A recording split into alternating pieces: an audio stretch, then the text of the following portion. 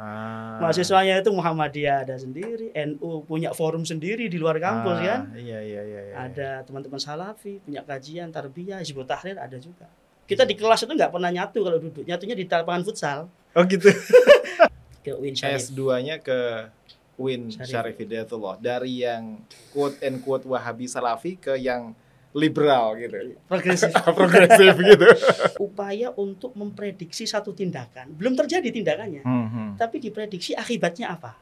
Kalau akibatnya positif, mubah, atau bahkan mungkin wajib, atau bahkan sunnah. Tapi kalau akibatnya negatif, makruh, atau bahkan haram. Jadi memprediksi satu perbuatan untuk menetapkan hukum. Nah, Muhammadiyah itu menfatwakan boleh seorang wanita melakukan safar tanpa mahram.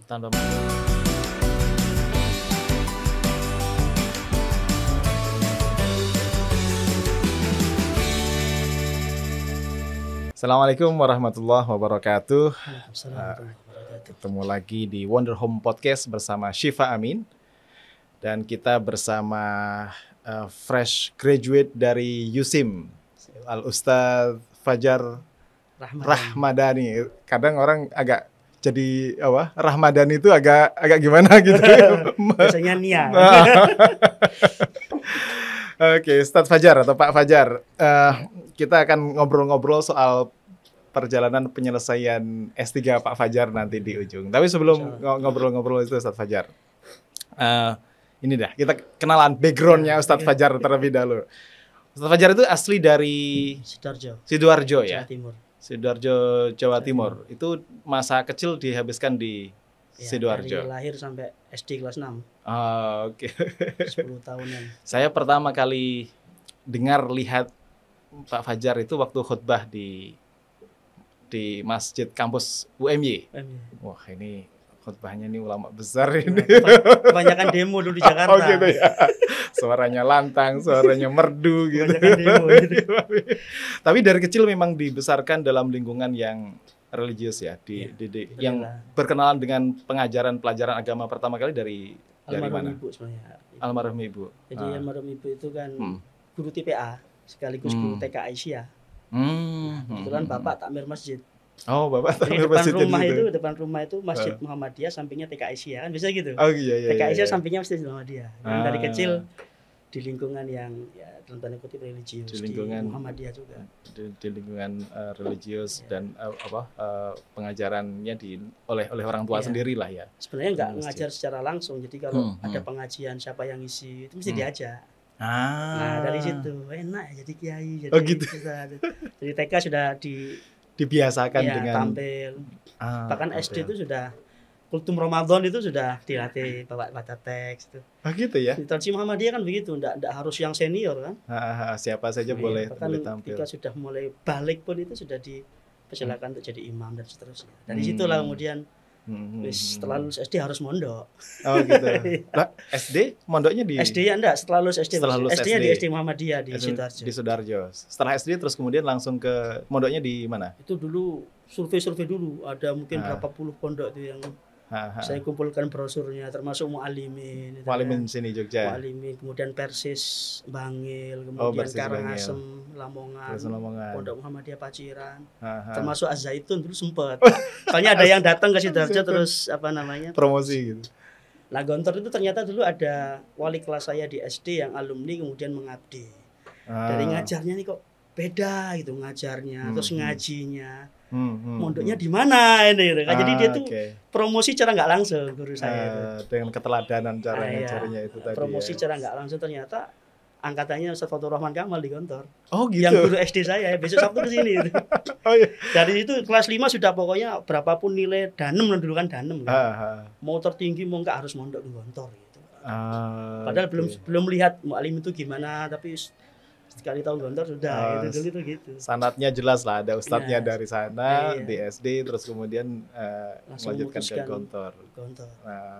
Oke. Jadi di Gontor kemudian berapa lama? Dari 7 tahun total. 6 tahun ya? SMP 3 tahun, SMA kan enggak ada istilah SMP SMA kan. 6 tahun terus pengabdian 1 tahun. Masuk 2001 sampai 2008. Lulus 2007. Kalau zaman itu sudah mulai tesnya juga banyak yang banyak.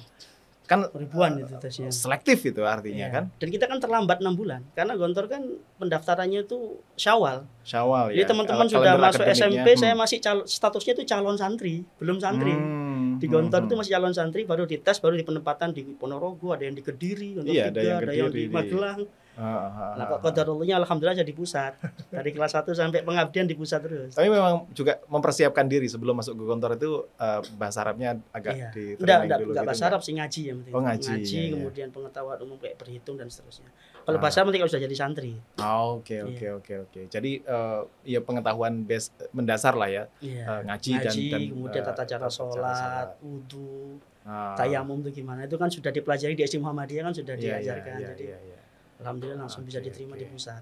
Oke. 2008. 2008 terus kemudian selesai pengabdian. Sambil kuliah. Jadi dimana? Dulu namanya ISID, Institut Studi Islam Darussalamnya, sekarang Unida. Unida itu. Jadi statusnya itu mahasiswa guru. Jadi pagi kita ngajar, sore sampai malam kita kuliah. Sisanya bantu pondok. Gitu dulu. Jadi 3 tugasnya mahasiswa guru itu. Dulu ambilnya di PAI, Pendidikan Agama Islam. S1 di ISID itu berarti. Institut Islam Darussalam. Tapi karena sudah mungkin terlalu jenuh, sudah 7 tahun kan, kemudian kok gak fokus juga karena kuliah itu nomor 3 kan, nomor 1 kan ngajar, nomor 2 bantu pondok, nomor 3 baru kuliah gitu kan. Masih jadi pengen yang fokus tuh gimana gitu. Nah, dulu cita-citanya ya pengennya ke Mesir, ke Madinah gitu kan. Sudah ikut tes 2008 tuh di IAIN sudah nampel dulu tes. Qadarullah lulus. Tapi kalau mau berangkat bayar sendiri. Gitu. Nah, ini yang tiket berangkatnya dan untuk biaya hidup setahun lah. Itu kurang lebih berapa puluh juta. Yang ngetes itu dari Kemenak. Dari Kemenak. Lulus sebenarnya, tapi kalau mau yang beasiswa nunggu lagi 6 bulan ujian di Tengku Umar di mana? Di Jakarta di kedutaan. Wah, udah kelamaan itu. Akhirnya nyoba Madinah lah. Madinah itu setelah kasus di Amerika itu WTC itu kan sudah tidak ada lagi tes di Indonesia. Jadi kalau mau ke Madinah cuma 2. Kalau tidak umroh ke sana sekaligus interview atau muqabalah atau murosalah.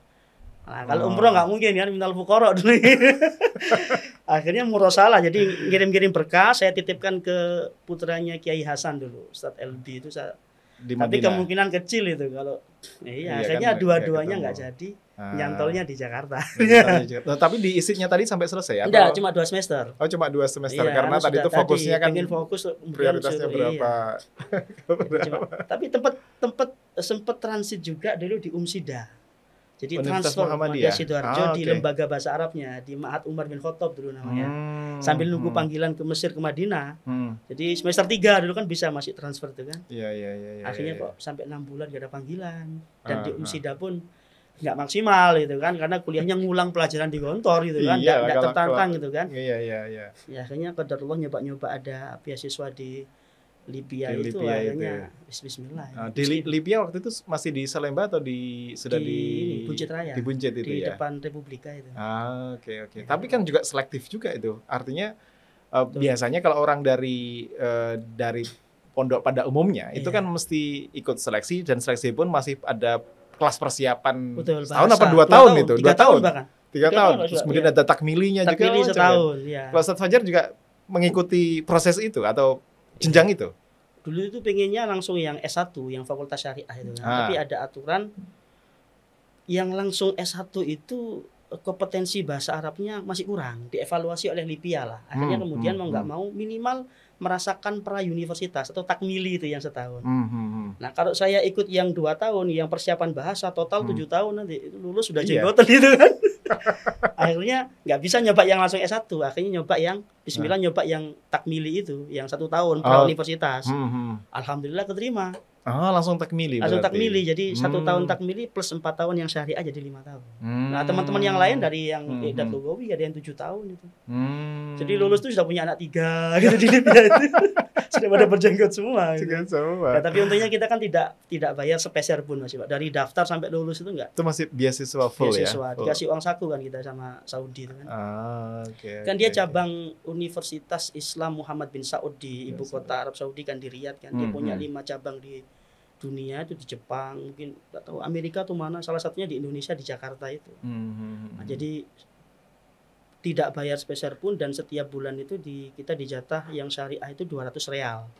200 real. Tapi untungnya konversinya tidak dari real ke rupiah. Ke real ke dolar dulu baru ke rupiah. Jadi kalau dolar naik itu yang lain ikut sedih, kita anak Libya seneng gitu kan. Jadi uang sakunya itu. Kalau 200 real itu berapa kan? Dulu pernah 200 real itu sempat pernah 800.000.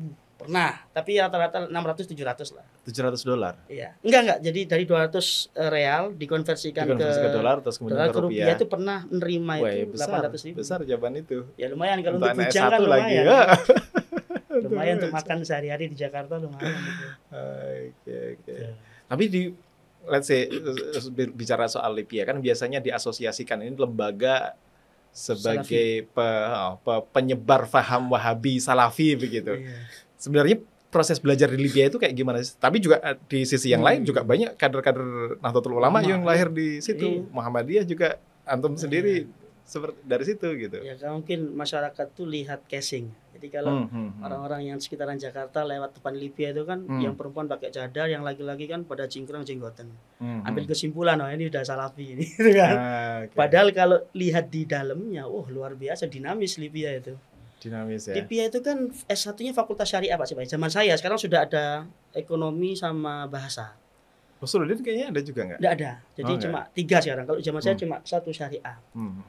Itu rata-rata yang mengampu mata kuliah inti, fikih, usul fiqh, maqasid dan seterusnya. Itu rata-rata orang Mesir. Dan orang Mesir bukan orang Saudi? Bukan. Ya ada beberapa tapi jarang. Dan rata-rata Mesir kita ketahui secara ideologinya dia Asy'ari kan? Asy'ari. Hanya mungkin mata kuliah seperti akidah atau sejarah kesaudian kayak kita ke Muhammadiyahan lah kan mesti ada lah. Ini teman-teman konten lokalnya lah jadi gitu. Teman-teman kalau mengatakan kewahabian, cuma 2 SKS itu mungkin dari Saudi. Atau syair-syair dari Saudi, tapi dari Syria, dari Palestina pernah diajar, Sudan. Jadi sangat beragam gitu. Secara ideologis tidak satu. Dosennya secara ideologis tidak satu warna. Ada Asy'ari di situ, ada teman-teman dosen-dosen yang afiliasinya ke Tarbiyah dan seterusnya. Lah mahasiswanya juga begitu. Mahasiswanya itu Muhammadiyah ada sendiri, NU punya forum sendiri di luar kampus kan. Iya. Ada teman-teman Salafi punya kajian Tarbiyah, Hizbut Tahrir ada juga. Kita di kelas itu nggak pernah nyatu kalau duduk, nyatunya di lapangan futsal. Oh gitu.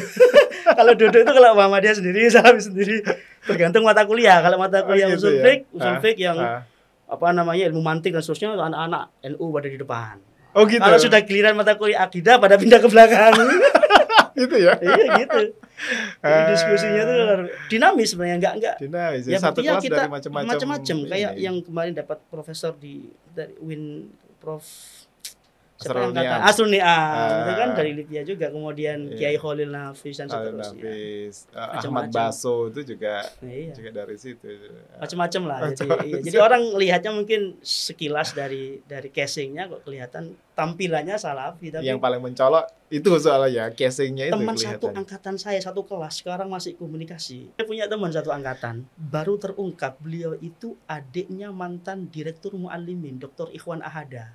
Adiknya Dr. Ikhwan itu satu kelas dengan saya. Bedanya beliau masuk setelah dari Muallimin, beliau yang ikut Iqdad. Ketemunya di Takmili. Oke. Tapi dia tidak terlalu menunjukkan ke Muhammadiyahnya gitu. Padahal adiknya mantan Mudir Muallimin kan. Kurang Muhammadiyah apa coba, itu kan sudah 24 karat kan. Nah, tapi mungkin saat itu yang terlalu menonjolkan ke Muhammadiyahnya saya. Jadi dulu ada dosen fikih itu orang Indonesia, kalau manggil saya bukan Fajar Ahmadani, Fajar Al-Muhammadi gitu. Karena terlalu menonjolkan ke Muhammadiyahnya. Artinya enggak malu-malu menunjukkan background Muhammadiyah ya gitu. Teman-teman yang lainnya Hizbut Tahrir terang-terangan kalau mereka. Terang-terangan ya? Terang-terangan dulu. Bahkan sampai sebar ada undangan deklarasi di Bung Karno diundang kita. Deklarasi pamflet-pamfletnya itu newsletter Jadi di situlah kita berkenalan dengan berbagai macam ideologi gitu. Yang dulu mungkin sebelum di Libya taunya NU Muhammadiyah gitu kan. Iya. Setelah di Libya tahu kita ada gerakan Tarbiyah dengan Hasan Al-Banna dan Said Qutubnya, kemudian Hizbut Tahrir, Taqiyuddin An-Nabhaninya. Jamaah Tabligh ada Pak Syifa. Tabligh juga ada. Ada. Itu kalau setelah kuliah dari Libya dia ke Kebonjeruk dia. Iya, pusatnya kan pusatnya di sana, itu quarternya bermacam-macam, jadi masya Allah gitu kan. Tapi di kelas sendiri juga ada misalnya perdebatan atau diskusi antar mahasiswa. Nggak selesai di kelas, selesai di grup WhatsApp. Oh gitu. Sampai jadi alumni itu ada sampai keluar grup itu. Antara NU, Muhammadiyah, Tarbiyah, Salafiyah. Gitu ya. Itu dinamis lah. Itu dinamika formasinya di situ. Iya, tapi kalau di situ syariah gitu juga nulis semacam skripsi gitu, ada tugas akhir gitu nggak? Ya sebenarnya kalau di model S1 Timur Tengah, bahkan di Malaysia kan tidak ada ya skripsi itu. Tapi di Libya itu karena mungkin menyesuaikan program S1 di Indonesia, kita ada namanya bahas, tapi tidak serumit yang di Indonesia yang harus kita nyari judul sendiri. Enggak, kita judul ditentukan, pembimbing ditentukan, kemudian langsung bimbingan. Satu dosen pembimbing itu bimbing 10 orang dengan judul yang sama. Oh gitu. Nah, tapi nggak boleh sama dalamnya gitu kan. Topiknya gitu. Sama. Dan itu 3 kali, semester 4, 6 dan 8. Oh, dibagi gitu. Dibagi. Semester 4, 6 dan 8. Oke. Nah, dari Libya terus kemudian ke UIN Syarif. S2-nya ke UIN Syarif Hidayatullah. Dari yang quote and quote Wahabi Salafi ke yang liberal gitu. Progresif gitu. Penyesuaiannya gimana tuh? Kalau dulu kan stigma liberal di UIN luar biasa ya, zaman-zaman 2009. Kan ada buku siapa Hartono Ahmad Jais, segala macam dulu. Ya juga hati-hati juga sebenarnya, tapi kok Allah itu mengarahkan dulu sebenarnya mau masuk di UMJ Pak Siva. UMJ pasca sarjananya ya, pasca sarjana studi Islam itu, tapi pernah survei sore-sore yang kuliah sepuh-sepuh di UMJ. Iya kan jurusan pendidikan, manajemen pendidikan macam-macam. Akhirnya nyantolnya di UIN, tapi kebetulan bukan di program sekolah pasca sarjana, tapi mungkin ada kebijakan ya di UIN di setiap fakultas boleh membuka program magister istilahnya. Kebetulan saya di magisternya di Rosat Islamiyah, yang dulu di Rosat itu terkenal dengan kurikulum Al-Azharnya dan terkenal UIN garis lurusnya ya di Rosat sampai rektorat gitu kan. Nah, Ustaz Adi Hidayat kan di Rosat kan, tapi cuma beberapa pernah ya Ustaz Adi Hidayat S1-nya di Rosat, kemudian ke Libya itu kan. Nah, kebetulan saya angkatan pertama untuk program magister. Dan alhamdulillahnya diampu oleh tokoh-tokoh semua kan begitu. Ada yang mengampu fikih muqarrinnya itu Allahyarham Profesor Huzaimah Tahidu. Fikih perbandingannya itu Huzaimah Tahidu yang pengalaman lah, dilempar makalah kemudian tapi itu membekas betul itu Huzaimah. Ada lagi almarhum Allahyarham Profesor Ali Mustafa Yaqub yang besar di Istiqlal. Yang masih sehat alhamdulillah Prof Said Agil Munawar. Itu yang banyak membentuk ya, maksudnya setelah dari Libya kemudian kita bandingkan dengan pemikiran di Rosat itu luar biasa. Itu. Ya itu para begawan semuanya itu di bidang tafsir, bidang hadis, di bidang fikih, Bu Huzaimah gitu. Terus di situ nulis tentang apa untuk tesisnya? itu tentang konsep maslahah mursalah dalam fatwa tarjih.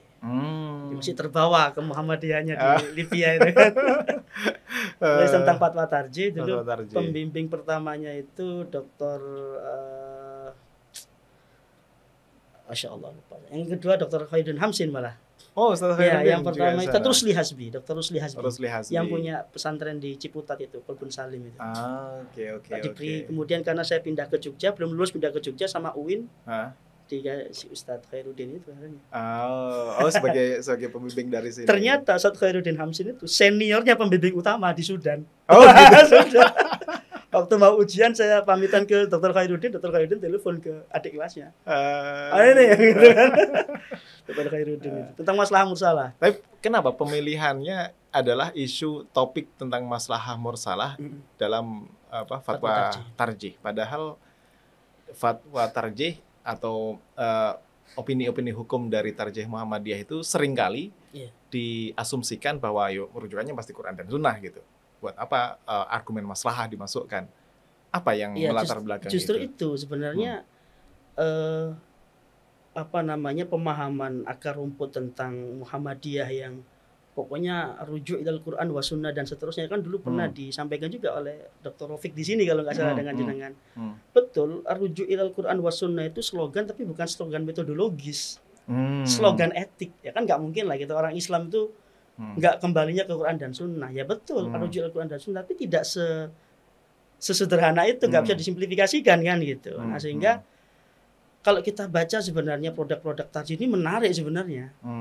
Kemudian fatwa-fatwa yang sangat dinamis, itu menunjukkan bahwa Muhammadiyah itu secara metodologi atau majelis tarjih itu tidak memahami Quran dan Sunnah secara tekstual kan begitu. Ada metode pendekatan dan seterusnya yang mengantarkan kepada satu kesimpulan hukum. Nah itu yang menarik. Nah waktu di S2 itu apa ya kira-kira ya. Saya ngangkat salah satu pembahasan dalam usul fiqh itu maslahah mursalah. Nah ini menarik nih. Kira-kira di tarjih masuk nggak ya? Ternyata betul dalam bukunya Prof. Asmuni itu kan ada namanya ijtihad istislahi gitu kan. Nah, maslahatnya masuk di situ. Kemudian kita kumpulkan beberapa fatwa yang berkaitan dengan metode tersebut. Apa yang mungkin populer gitu, yang kira-kira putusan tarjih yang salah satunya didasarkan pada tadi ijtihad istislahi pada aspek maslahah mursalah. Kalau yang di S2 saya itu 5 fatwa yang saya analisis. Itu hisab ru'yat, kemudian hisab ru'yat, tadi nikah siri, kemudian perceraian di pengadilan, kemudian rokok sama zakat profesi. Zakat profesi juga. Lima aspek itu dasarnya lebih banyak pada argumen maslahahnya. Kemudian gitu. saya tambahkan beberapa yang di S3 itu sebenarnya. Melanjutkan aja sebenarnya. Terus setelah S2 kan mengabdi di UMY. Nah, itu. Di UMY itu gimana ceritanya dari Ciputat? Kan di Ciputat juga banyak sekali saya kira tawaran untuk bisa entah ngajar kah atau apa gitu di sana. Sebenarnya sebelum selesai S2 itu saya masih semester 4 apa pas nulis itu kan. Sudah tidak tahan dengan hiruk pikuk kehidupan di ibu kota kan. Sumpek lah. Sebenarnya sudah kerja juga di Jakarta Timur. Sempat kerja. Ya kemudian qadarullah, sebenarnya rencana awal saya ingin balik ke Sidoarjo biar lebih dekat dengan orang tua kan. Tapi ternyata respon orang tua itu dalam tanda kutip tidak begitu merestui. Sebenarnya boleh-boleh saja pulang. Maksudnya, dari kecil sudah merantau kok, habis selesai S2 pulang ke Sidoarjo gitu loh. Terus biar adikmu aja 2 yang di Sidoarjo, kamu kemana lah gitu. Ya, Jakarta sudah, Ponorogo sudah, coba Jogja gitu kan. Ya kalau sudah muafak tuh insya Allah jalannya itu ada aja. Awalnya chattingan di Facebook dengan Ustadz Muhammad Muhajir, mantan wadir PUTM itu. Ustadz, gitu. ada kesempatan ngajar nggak di PUTM biar bisa aplikasikan apa yang kita pelajari ya. PUTM itu pendidikan ulama tarjih Muhammadiyah. Saya yang tanya malah itu kan, menawarkan diri bisa nggak? Saya ingin ngajar di sana itu. Terus berapapun gajinya masih bujangan kan, masih idealis kan. Yang penting ngajar sesuai. Ustadz Muhajir ya ada ngajar nggak apa-apa, tapi kan nggak bisa setiap hari gitu kan, cuma seminggu cuma sekali kan, nggak mungkin mengandalkan maisha dari situ. Terus gimana, ada solusi nggak itu? Ditawarkanlah dengan Ma'had Ali di Jogja itu, Ma'had Ali bin Abi Thalib. Ke Ma'had Ali. Kebetulan sama-sama satu alma mater dengan Safatul Rahman Kamal. Saya WA belum pernah kenal, belum pernah ketemu dengan Safatul Rahman itu. Memberanikan diri aja saya WA Safatul Rahman Kamal. Saat ada kesempatan enggak ngajar di Ma'had Ali. Kata beliau, tunggu keputusan seminggu. Jadi saya seminggu di Jakarta itu nunggu. Pokoknya putusannya kalau diterima saya di Jogja, kalau enggak saya pulang. Sambil istikharah, ternyata seminggu di telepon Safatul Rahman, ngobrol ya akhi, silakan saya tunggu di UMY gitu ya. Sudah, sejak itulah kemudian 2 tahun setelah di Ma'had, kenal sama senior di Gontor, Ustadz Noval itu, yang kebetulan jadi sekprodi PAI gitu kan. Ngobrol-ngobrol katanya di PAI butuh dosen untuk usul fiqh dan fikih. Coba dimasukkan. Diuji Bu Agi, Prof Agi, Prof Abdul Majid itu yang uji itu. Dekannya masih Pak Mahli itu. Zamannya Pak Mahli. Ya sudah, berarti doa orang tua saya yang mengharapkan saya tidak pulang Sidoarjo diijabah.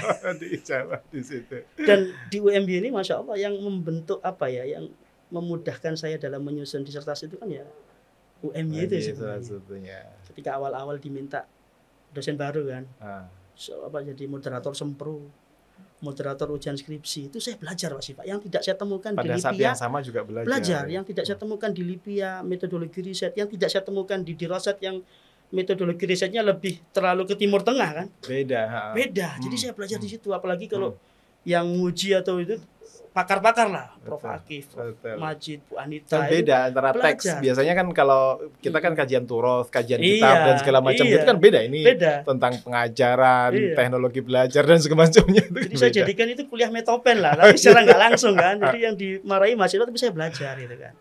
Kemudian ditambahkan ada kita diajari Mendeley, mencari jurnal dan seterusnya. Itu modal yang saya kira sangat signifikan itu untuk penyelesaian S3. Betul itu. Kalau dulu katakan nggak pakai nafas ya Pak Siva ya. Dari S2 langsung saya S3. Ya mungkin Bisa ceritanya kelabakan lain, juga. bisa kelabakan, kita nggak tahu. Dan itu teman-teman saya yang langsung S3 dan belum pernah ada publikasi jurnal dan seterusnya, ya kelabakan kalau ketika diminta untuk. Nah, di UMY kan wajib itu kan. Jadi ketika di USIM itu publikasi jurnal biasa begitu kan. Akhirnya itu Masya Allah, itu memang skenario luar biasa, kok nggak langsung setelah S2 itu. Oke, fast forward. Terus kemudian mulai S3 itu tahun 2020 ya. Terus kemudian pilihannya ke USIM Malaysia. Istikharah itu. Nah, gimana itu? Kenapa pilihannya ke Malaysia dan USIM awalnya? Dulu awalnya pengennya kan ke dalam negeri aja di UIN. Sama, saya pokoknya kalau ada sesuatu yang besar tuh tanya ke orang tua. Bu, S3 ya di UIN Kalijaga gitu. Kata ibu saya, S2-nya di Jakarta, masih S3 di Jogja. Di luar negeri gitu kan. Termasuk dosen-dosen senior di PAI kan menfatwakan haram saya kuliah di dalam negeri ya. Masih muda nih. Difatwakan haram. Bahkan dulu ketika interview dengan dekan Pak Mahali kan juga dimarahi saya. Masih muda kok, idealismenya kuliah dalam negeri gitu kan. Ya akhirnya ketika diamani dari Sekprodi atau Kaprodi mengantar mahasiswa exchange itulah saya cari-cari itu kan. Ke IAUM sambil lihat-lihat disertasi di sana, kemudian ke UM gitu kan. Nah, saya banding-bandingkan lah gitu kan di kampus-kampus Malaysia lah. Sebenarnya awalnya mau ke Qatar University itu. Sudah mau apply, sudah masukkan dokumen. Ternyata di Qatar University itu paling cepat S3 5 tahun dengan 3 tahun 3 tahun teorinya. Oh, teori. Ngambil kelasnya 3 tahun. Sudah nggak idealis lagi lah, ini kan sudah terikat kerja dengan UMY, yang penting kan selesai cepat dan seterusnya kembali mengabdi kan. Akhirnya saya batalkan lah yang di Qatar University itu. Nah, yang di IAM sama UM itu saya lihat model kuliahnya gimana. Di IAM ternyata masih banyak subjek yang harus diambil gitu kan. Oke. Di UM juga begitu, sudah hampir apply di UM, tapi kalau lihat, wah ini kampus nomor 1 ini.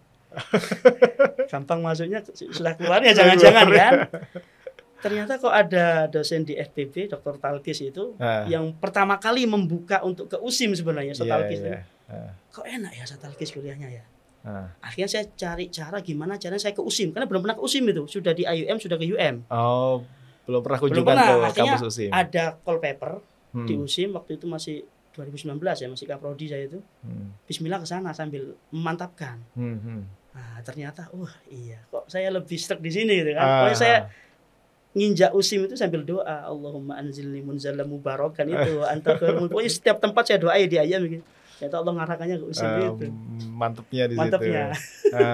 Oke. Kalau di USIM itu di Fakultas Syariah and Law. Fakultas Syariah and Law ya. Fakultas Syariah. Kalau di perkuliahan doktoral di sana, ada berapa teori yang mesti diambil oleh Mas Fajar dan prosesnya berapa lama itu? Kalau di USIM itu setahu saya yang S2 itu ada 2 model, baik course atau by research. Yang S2 by research dan by course. Tapi kalau yang S3 itu rata-rata by research semua. Oh, semua by research. Ya, jadi cuma mengambil 2 subjek, analisis data sama metodologi riset. Kalau 2 mata kuliah itu dinyatakan lulus, sudah bisa langsung riset. Gitu. Jadi lebih simpel lah. Lebih simpel di situ ya. Dan risetnya Pak Fajar melanjutkan kalau tadi di masternya tentang maslahah mursalah, ini tentang ta'lil ahkam. Coba saya baca dulu. Ini judulnya Ta'lilul Ahkam Asy-Syar'iyyah wa tatbiqatiha fil ifta' inda majelis tarjih wa tajdid at-tabi' lil Jamiyah Muhammadiyah di Indonesia. Apa ini? Tentang apa ini? Ta'lil ahkam itu agak susah kalau diterjemahkan bahasa Indonesia. Jadi mengungkap alasan satu hukum. Mengungkap alasan sebuah hukum itu diambil. Ada yang mengistilahkan itu rasionalisasi hukum. Jadi hukum syariat itu rasional sebenarnya itu. Tapi kurang tepat juga sebenarnya. Dan bagaimana kemudian majelis tarjih itu menjadikan teori ta'lil ahkam itu sebagai salah satu metode di dalam fatwa, dalam istinbat hukum. Itu yang menarik. Awalnya itu bukan ta'lil Pak Syifa. Awalnya itu tentang ma'alat af'al. Ini menarik sebenarnya. Ma'alat. Apa itu? Itu salah satu bagian dalam kajian maqasid. Kalau maqasid kan sudah banyak yang meneliti itu kan. Ma'alat ini sebenarnya istilah yang dipopulerkan oleh Imam Asy-Syatibi dalam Al-Muwafaqat. Jadi hampir sama dengan Saddu Dzari'ah, bedanya ma'alat ini upaya untuk memprediksi satu tindakan. Belum terjadi tindakannya, tapi diprediksi akibatnya apa. Kalau akibatnya positif mubah atau bahkan mungkin wajib atau bahkan sunnah. Tapi kalau akibatnya negatif makruh atau bahkan haram. Jadi memprediksi satu perbuatan untuk menetapkan hukum. Nah, hanya saja waktu itu saya kesulitan mencari istilah ma'alat af'al itu dalam dokumen-dokumen tarjih. Malah kesulitan saya nanti kan. Ya, istilah itu nggak dipakai. Akhirnya saya banting setir taklil ahkam, ternyata saya temukan di dokumen tarjih itu memang salah satu metode dalam menyimpulkan hukum adalah mengungkap ilat tadi. Nah, itu saya nemu berarti benar Muhammadiyah menggunakan ilat. Tapi kemudian sejauh mana implementasinya dalam fatwa lah baru saya tuliskan di 13 fatwa itulah. Jadi awalnya ma'alat tadi. Ma'alat tadi. Ma'alat af'al ya. Ma'alat af'al. Dampak dari perbuatan seseorang. Gitu kan. Kalau bedanya dengan kan salah satu reasoning dalam hukum Islam itu kan tadi yang disebutkan saddu dzari'ah. Saddu dzari'ah itu kan mencegah dari kemungkinan jeleknya. Kalau ma'alat ini bisa dua potensi. Dua kemungkinan. Kalau saddu dzari'ah itu dugaan bahwa perbuatan itu mengarah kepada kerusakan itu kuat, lebih Pak. Besar. Jadi tindakan preventif lah. Perbuatannya halal sih, tapi kalau itu tetap dilakukan ada dugaan kuat atau dalam bahasa usul itu ghalabatudz dzon. Ada mafsadah di situ maka dilarang, kan begitu. Itu satu dari alat. Kalau ma'alat itu tidak harus negatif, dampaknya bisa positif sih. Nah, menarik itu untuk kajian. Belum banyak kayaknya saya baca kajian tentang ma'alat, saya nggak tahu ya, mungkin banyak kayak saya aja yang nggak baca gitu. Disertasi salah satu dosen di UIN Sultan Syarif Kasim.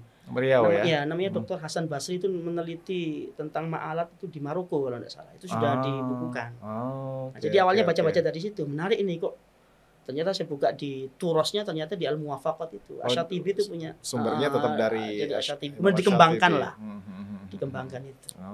Nah, kesulitan kalau tidak ada istilahnya nanti kita kayak memaksakan kan. Balik ke taklilul ahkam tadi itu.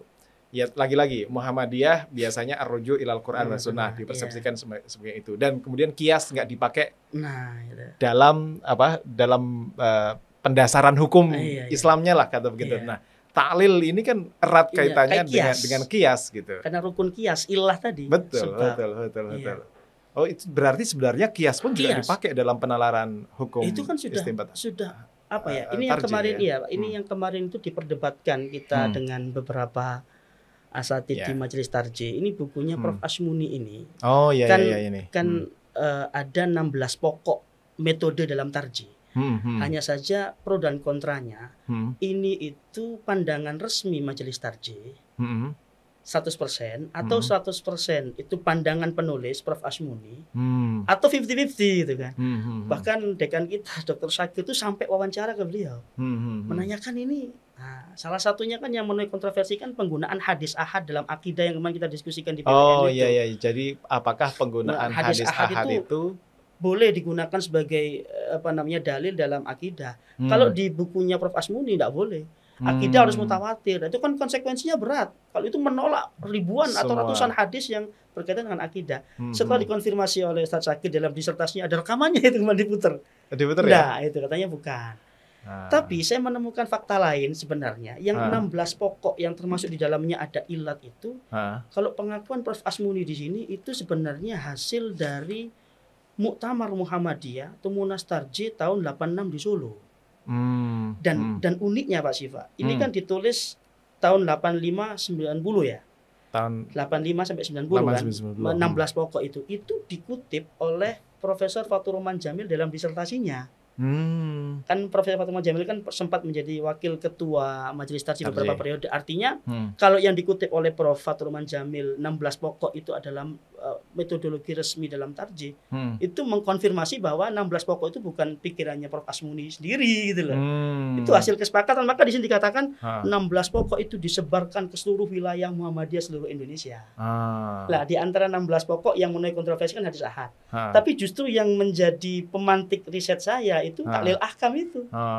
Sebentar, kalau hadis ahadnya tadi di disertasinya Pak Fathur Rahman Jamil tidak disampaikan. Nggak disampaikan cuma yang dipilih-pilih saja. Nah, itulah yang besok Munas Tarjih di Pekalongan ini akan didiskusikan. Dan jadi tanggal 23 sampai 25 itu akan ada Munas Tarjih. Dan itu kan mereview atau menyepakati manhaj tarjih yang ditulis oleh Prof Samsul itu kan. Dan kemarin ya qadarullah penguji disertasi saya Prof Samsul, akhirnya Prof Samsul tahu, badan baru tahu kalau saya dosen UM gitu.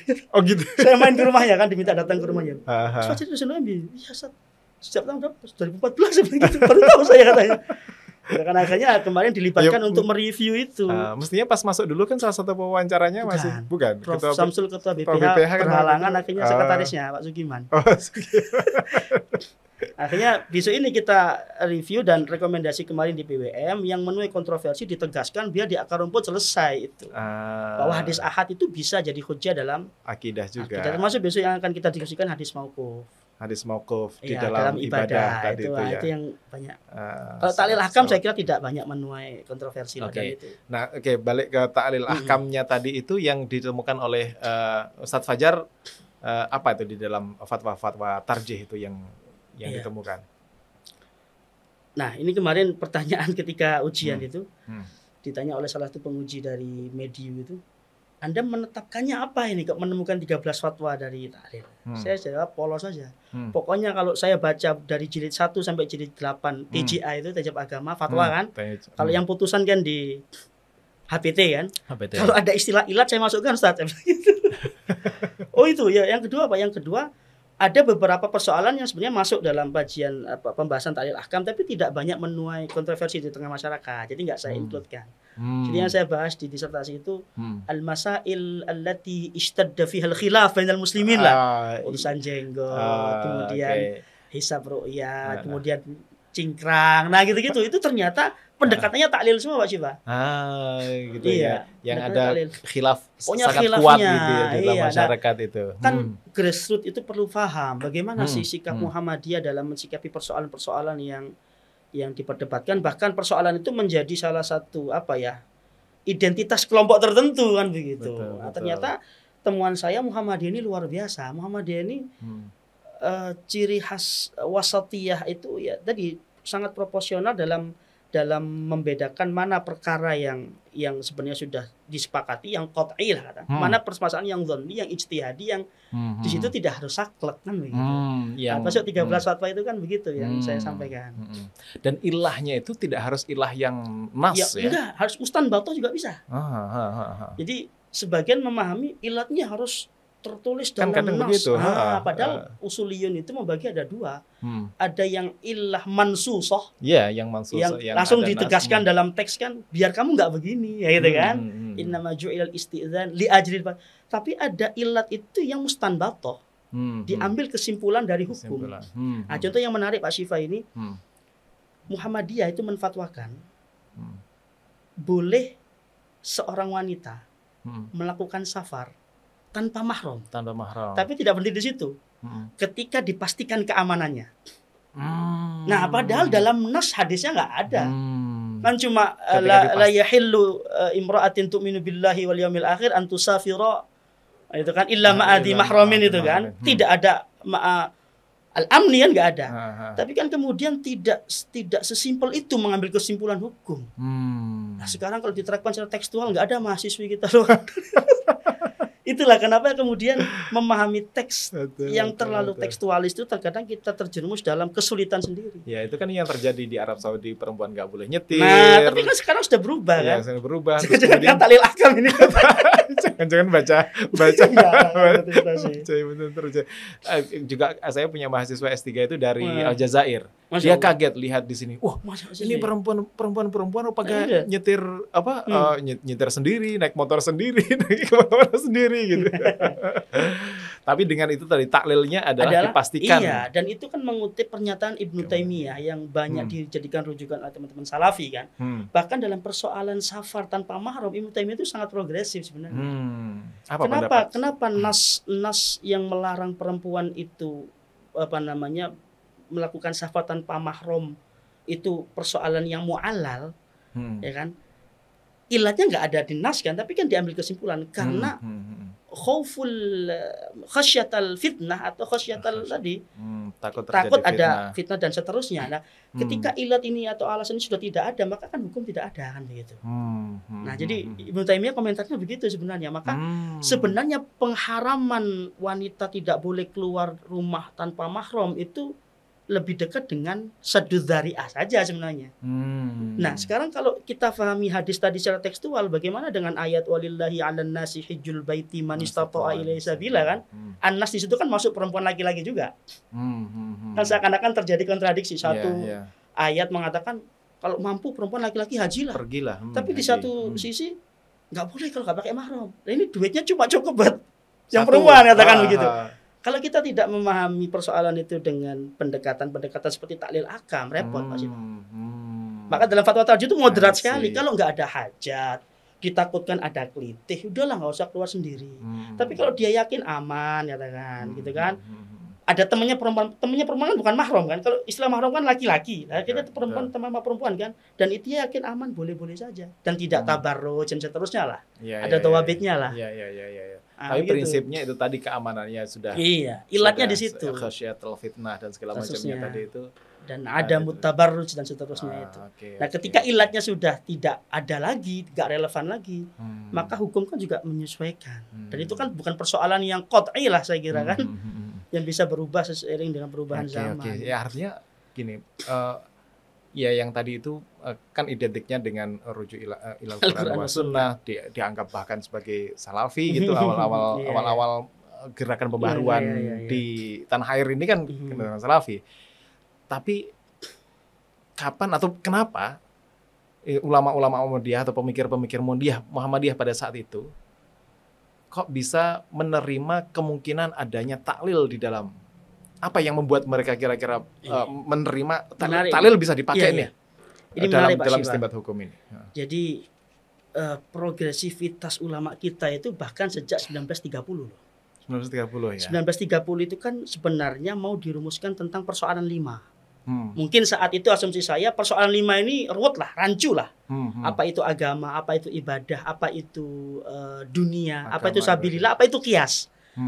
Kalau di sini sebenarnya tahun 30 sudah mulai dimulai, tapi karena penjajahan Jepang, baru masalah 5 itu dirumuskan tahun 1954 dan ditanfidkan 1964. Dan dalam masalah 5 itu kan ada qiyas. Nah, dalam pembahasan qiyas itu menariknya ya, jadi ulama Muhammadiyah kita yang progresif itu mengatakan bahwa nah di sini dicantumkan nomor 9, mentaklil dapat dipergunakan untuk memahami kandungan dalil-dalil Al-Qur'an dan Sunnah sepanjang sesuai dengan tujuan syariah. Ini kalau di pembahasan yang lebih spesifik tentang ilat itu juga tentang taklilun nas ini ada sendiri di halaman 55. Jadi gagasan bahwa memahami nas itu tidak boleh secara tekstual 100% itu sudah dimiliki oleh ulama-ulama kita bahkan sejak sebelum Indonesia merdeka kan begitu. Nah, bahkan seperti Yusuf Al-Qaradawi sendiri almarhum kan Allah yarham, dalam bukunya Kaifa Nata'ammal Mal Qur'an itu kan baru mengatakan inna tamassuka biharfiyati sunnati wa dhawahiriha itu kan.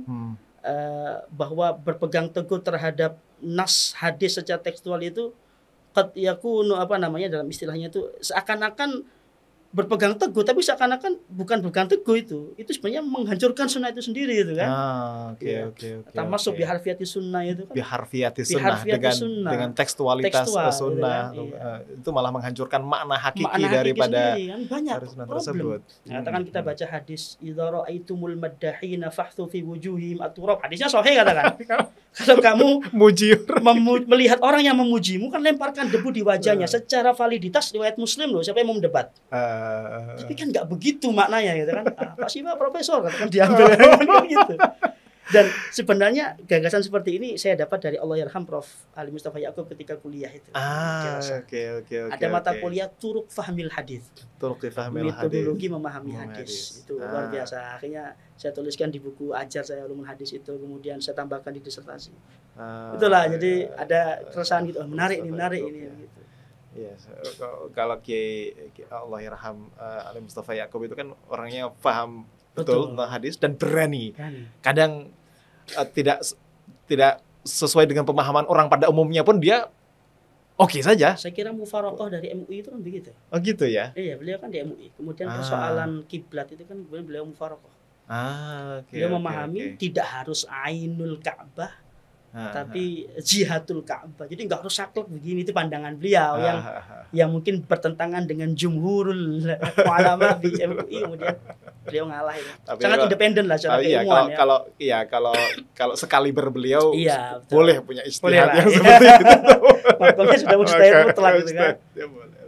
Ya, seperti kayak mengkritik umroh itu kan. Iya, itu bukunya itu Haji Pengabdi Setan itu Pengabdi kritik sosial itu kan. Ya, itu kan umroh berkali-kali teman tetangga kambing kanannya nggak bisa makan karena kelaparan kan itu. Haji yang umroh kedua kali itu wah itu kritik luar biasa. Tapi kan banyak yang mengerti juga pemikiran. Yang menarik itu di Republika beliau pernah waktu kuliah pernah menyampaikan gagasan beliau mengganti kurban dengan uang. Berani dia punya ide ya. Tapi memang mulai kontroversi dan itu di kelas banyak yang juga merespon sebenarnya. Karena beliau pengalaman di Istiqlal itu ketika Idul Adha dibagi daging, orang-orang setelah dapat daging nggak dimakan Pak Ivan. Dijual di pasar, dia butuh duitnya. Akhirnya yang lebih relevan duit. Tapi kan kurban ini kan ibadah mahdho yang tidak bisa kita kreasi. Tapi itu pandangan lah, itu biasa lah. Bahkan Muhammadiyah juga waktu terjadi bencana dan segala macam kan memperbolehkan untuk uang kurban itu disisihkan ke arah korban itu, meskipun juga kemudian menemui kontroversi lah sana sini gitu. Tapi dari independensi keilmuan beliau itu luar biasa. Itu yang sedikit banyak mempengaruhi inilah cara gitu berpikir, cara pandang. Oke, apa contoh lain kalau tadi disebutkan misalnya tentang perempuan yang safar dengan tanpa mahram gitu. Kalau yang juga saya lihat itu misalnya apa ya? Hisab ru'yat. Hisab ru'yat itu kan itu perdebatan rutin tiap tahun gitu. Nah, kalau Muhammadiyah, kalau NU kan pada umumnya menganggap bahwa itu bagian dari hal yang ta'abudi. Gitu. Ya, di situ sebenarnya paradigmanya. Kalau Muhammadiyah bergeser dari paradigma ta'abudinya itu gimana tuh? Ya. Jadi yang saya sampaikan tadi di depan sebenarnya ini materi kajian menjadi disertasi aja sebenarnya. Kalau hisab ru'yat saya tidak pada teknis menghitungnya ya, itu bagiannya Dr. Maisaro, Profesor Ali Falak lah. Ali Falak lah. Tapi saya lebih ke dalilnya, metodologi istinbatnya. Sejauh yang saya pahami itu bahwa sebenarnya perbedaannya bukan hisab ru'yat. Itu pandangan awam lah.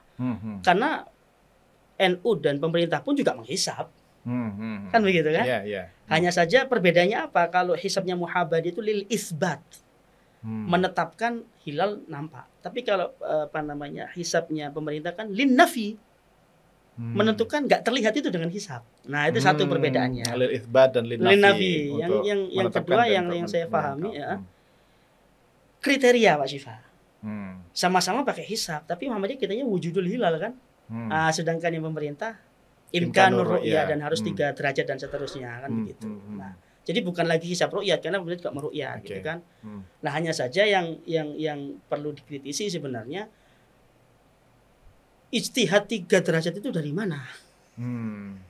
Ya kan Nabi tidak mengatakan sumu li ru'yatihi 3 derajat. Kan begitu kan. Kalau dikatakan itu ijtihad, itu kan ijtihad kami karena 3 derajat itu minimal bisa terlihat hilal. Ya Muhammadiyah kan juga boleh berijtihad dengan kriteria wujudul hilal dan seterusnya. Nah, saya kira itu selesai lah. Nah, yang menjadi persoalan kemudian adalah ikhtilaful matali' sebenarnya.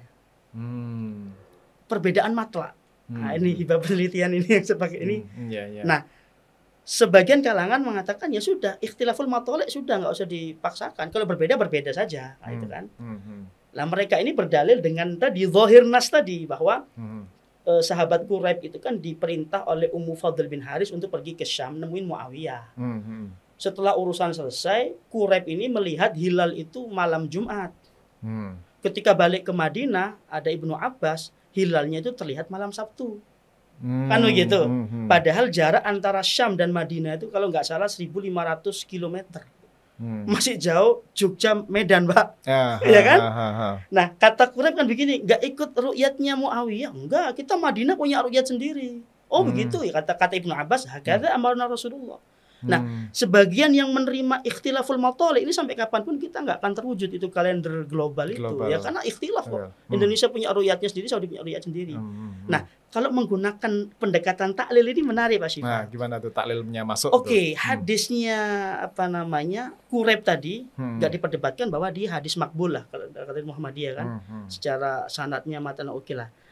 Tapi kemudian ilatnya ini tidak mansusoh, tapi mustanbato dari hadis lain yang nama Nabi mengatakan inna ummatun ummiyatun la naktubu wa la nahsub, kan begitu. Asyahru hakada wa hakada, yakni 30 yauman dan 29 hari dan 30 kan.